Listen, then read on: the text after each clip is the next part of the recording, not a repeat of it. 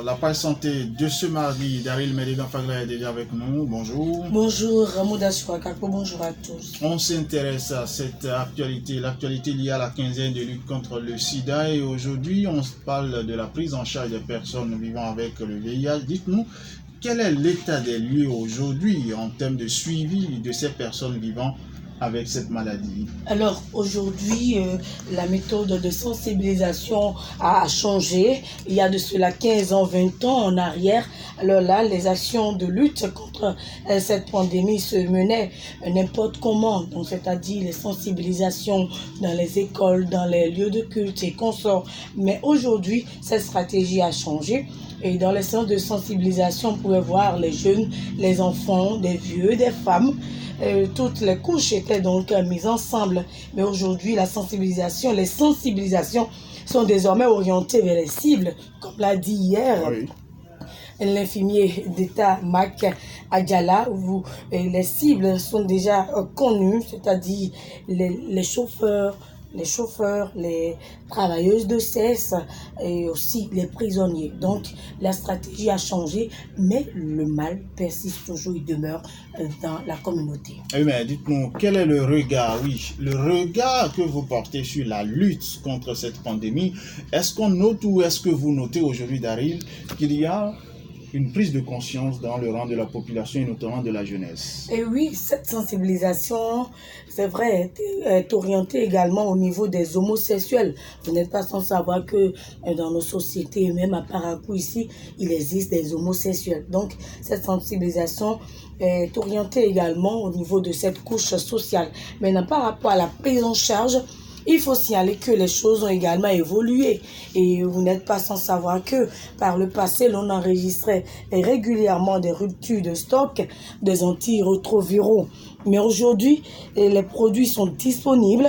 Les sites qui font la prise en charge disposent de 4 mois de traitement en cas de rupture. Donc, c'est-à-dire qu'en cas de rupture, Mondashi Akapo, ces sites qui accueillent les personnes vivant avec le VIH-Sida peuvent continuer à fournir les médicaments, les antirétroviraux justement aux patients pendant 4 mois avant donc qu'on amène d'autres stocks. Donc, il y a toujours un stock de sécurité. Au niveau du sommet, les grosses commandes sont lancées à temps pour que l'on ne manque jamais de ces antirétroviraux. Alors, la prise en charge est beaucoup plus organisée que par le passé. C'est un travail professionnel qui se fait aujourd'hui et tout est compilé dans un document appelé le document de politique, normes et procédures. Donc, c'est-à-dire la politique qui entoure la prise en charge se trouve dans ce document qui est actualisé chaque année et s'adapte à l'évolution. Alors, on va parler maintenant de la situation aujourd'hui, parlant de la disponibilité de ces produits. On parle des antirétroviraux. Oui, l'on peut affirmer qu'il y a une prise de conscience aujourd'hui au Bénin. Les sensibilisations menées des années durant ont porté leurs fruits. Je parle bien entendu de la prise de conscience, justement, de la prise de conscience. Mais on parle de la disponibilité des antirétroviraux. Oui, je l'ai dit tantôt, les antirétroviraux sont disponibles. Il n'y a pas de rupture, bien il n'y a plus de rupture.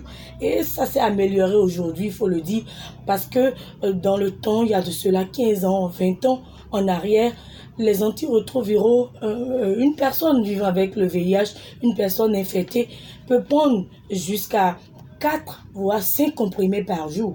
Mais aujourd'hui, c'est en un comprimé. C'est en un comprimé et ça ne fatigue plus. Ce qui fait que vous allez voir un malade, en tout cas une personne porteuse du VIH-Sida, mais qui est apparemment bien portante. Donc, on ne sent plus. Efficace. Et c'est efficace. Cette efficacité ralentit au fait l'évolution du virus dans le sang. Donc c'est le rôle que jouent concrètement les antirétroviraux dans l'organisme d'une personne infectée par le VIH-Sida. Et il n'y a pas de rupture, il n'y a plus de rupture. On ravitaille donc ces structures de prise en charge des personnes vivant avec le VIH-Sida. On ravitaille donc en structure, je dirais en stock bien définie. Donc, il n'y a plus de retour 4 mois durant, donc en attendant un autre stock. D'accord. Vous avez pour nous, ce matin, Daryl Meneghan Fagla, un témoignage. Témoignage d'une personne vivant avec le VIH-Sida. Oui, c'est vrai que j'ai voulu avoir ces propos, mais que compte tenu de sa sécurité, ou en tout cas la sécurité de son entourage, de ses enfants, de son mari même, elle n'a pas voulu vraiment. J'ai tout dit, mais j'ai voulu même qu'on voit un peu le savoir. Ah oui. Voilà. Donc, mais elle n'était pas rassurée. Mais quand même, j'ai échangé avec elle via WhatsApp. Et c'est un témoignage vraiment émouvant. Et vous pouvez avoir les preuves. Mais j'ai essayé de récapituler, de transcrire un peu. Oui. Il s'agit d'une dame. C'est une femme. Elle est séropositive. Elle a été déclarée porteuse du VIH-Sida en 2004. En 2004, lors d'une consultation prénatale. Donc, au cours de la première grossesse.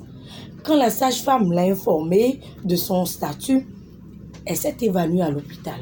Wow. Oui. À son réveil, elle disait déjà en elle que c'est la fin de sa vie.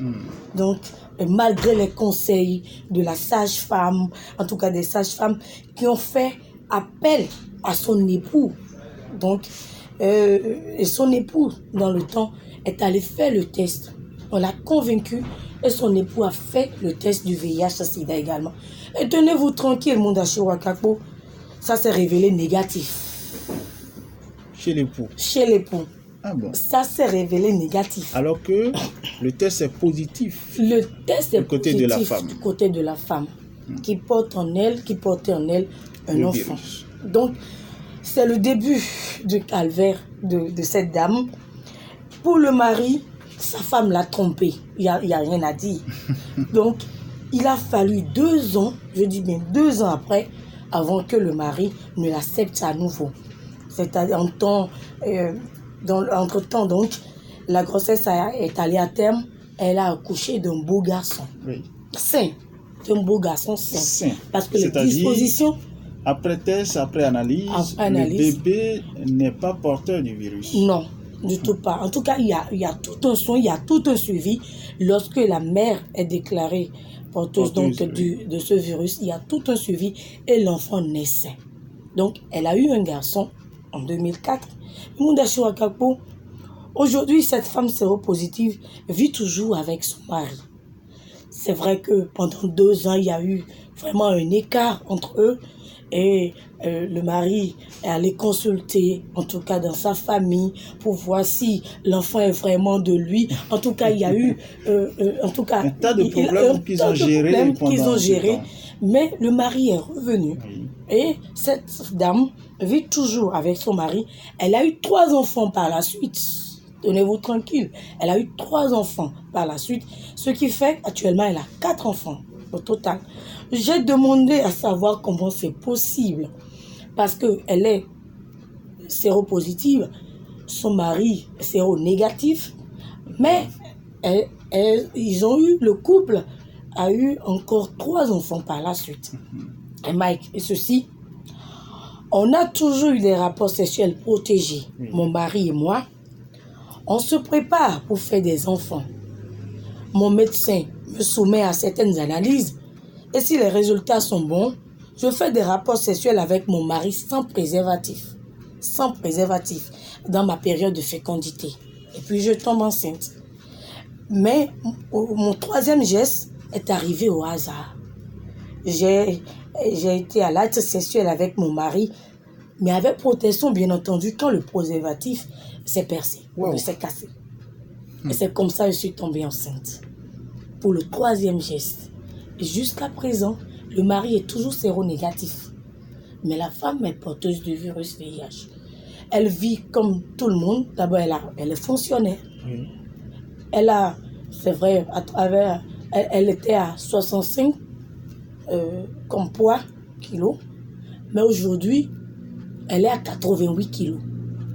comment est-ce possible, Daryl Madigan Fadla? Justement. Quelle est l'explication que les médecins traitants donnent à tout ceci? Jusqu'à présent, elle est porteuse du virus. Et je l'ai demandé si elle a été... Bon, il y a un laboratoire d'analyse bien recommandé ici au Bénin, ou si vous doutez de l'analyse, de votre analyse, d'une analyse médicale, bien entendu, vous pouvez vérifier. Je l'ai demandé, elle a vérifié, elle est séropositive. Oh. Jusqu'à présent, elle est bien portante. En tout cas, elle dit qu'elle bénit vraiment l'Éternel, qu'elle a fait des enfants, filles comme garçons, et dans la société qu'elle vit bien comme tout autre citoyen, en prenant correctement ses antirétroviraux. Elle a commencé par prendre ses antirétroviraux en 2007, alors qu'elle a été déclarée séropositive en 2004. Elle a commencé par les prendre en 2007. Donc, voilà un peu le témoignage assez émouvant. Vraiment, assez émouvant. Moi-même, j'ai du mal. La psychologie, la tête, le cœur de son mari vraiment. Pendant toute cette période. Elle a dit qu'elle a toujours gardé sa beauté, qu'elle est toujours belle, et qu'elle a de l'embonpoint et qu'elle plaît toujours à son homme. Ça, vraiment. Vraiment, ça sort de l'ordinaire.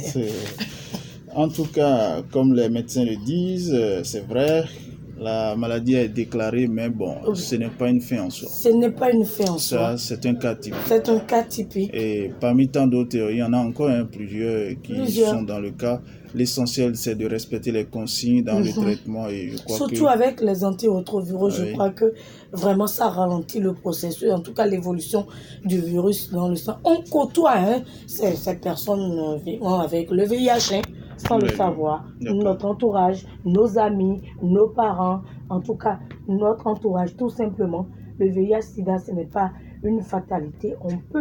C'est vrai que cette dame, elle ignore jusqu'à présent comment elle a été infectée.